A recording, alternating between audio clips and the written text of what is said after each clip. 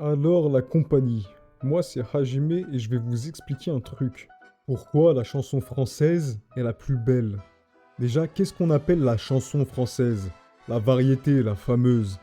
Si on prend ce qui essaye de définir ou dater ça sur internet, ça remonte à Baudelaire, Verlaine ou Arthur Rimbaud. Mais nous, on va se concentrer sur celle du XXe siècle.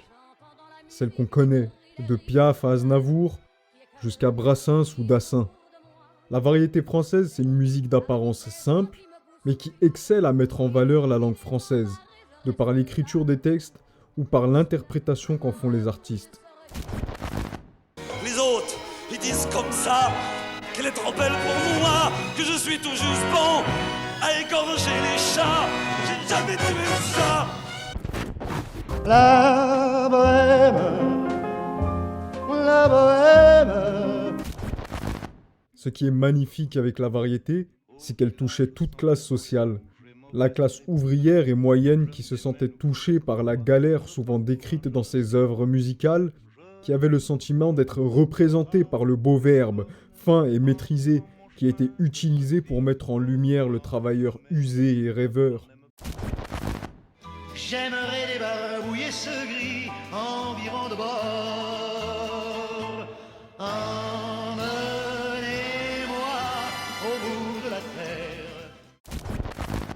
Mais aussi la bourgeoisie qui savourait cette chanson comme étendard de beauté représentant la France. Il faut dire que dans les années 50, alors qu'Internet n'existait pas encore, qu'aucun satellite n'avait encore été lancé en orbite autour de la Terre, que nous n'avions pas encore posé le pied sur la Lune, la chanson française, elle, voyageait déjà jusqu'en Amérique. Pourtant, on sait que les Américains sont très ethnocentrés, pour ne pas dire narcissiques. Mais Piaf avait su toucher les cœurs des soldats américains venus débarquer en France pour aider la résistance tricolore. Et ce n'était qu'un canal d'importation parmi tant d'autres. La France a toujours été rayonnante pour l'Amérique et jouissait d'une image classe et élégante, même à travers la musique.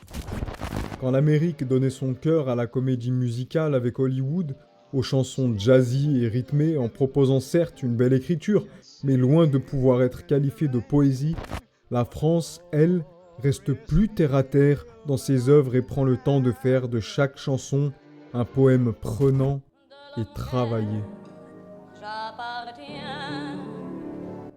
Et voilà, c'était Hajime, la vidéo est terminée. Si elle t'a plu, n'hésite pas à t'abonner et à commenter.